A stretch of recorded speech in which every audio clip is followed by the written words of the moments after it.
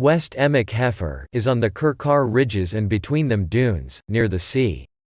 In 1880 Antoine Bishara Tayan, who was a Maronite Christian living in Jaffa, bought the land in the area.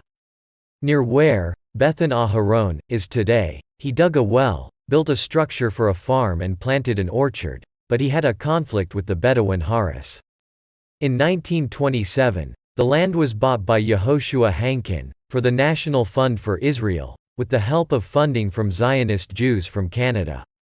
At the beginning of 1930, groups of Jewish settlers settled in a structure that later became known as Beit Rishonim, and they built barracks. After about 2 years, they moved nearby, with the barracks, and established Kfar Vitkin, named after Yosef Vitkin, one of the leaders of the Labor Party. The conditions were difficult due to malaria and the harassment of the Bedouin. At the same time, the Moshev Avachil was established by the veterans of the Hebrew regiments.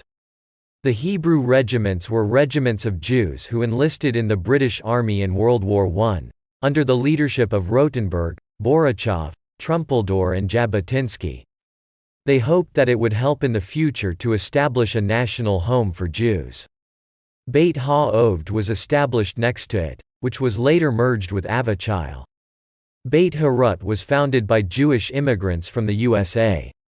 Beit Yanai settlement was established on the seashore, which had difficulty growing agricultural crops due to the winds from the sea and the sands. Kfar Vitkin Pier was built, which helped to receive ships of illegal Jewish immigrants.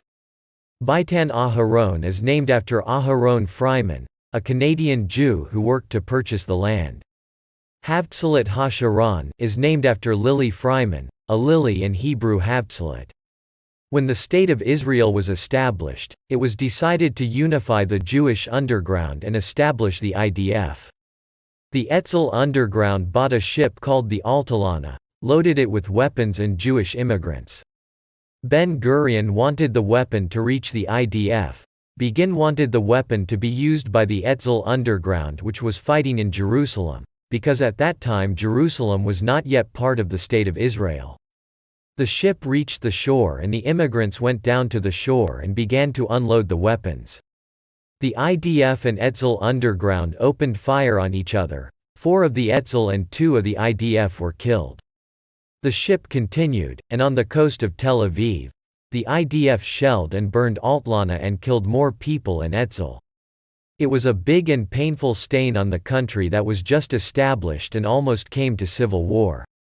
In the 1950s, community settlements were established. The area developed with an attempt to preserve its rural character.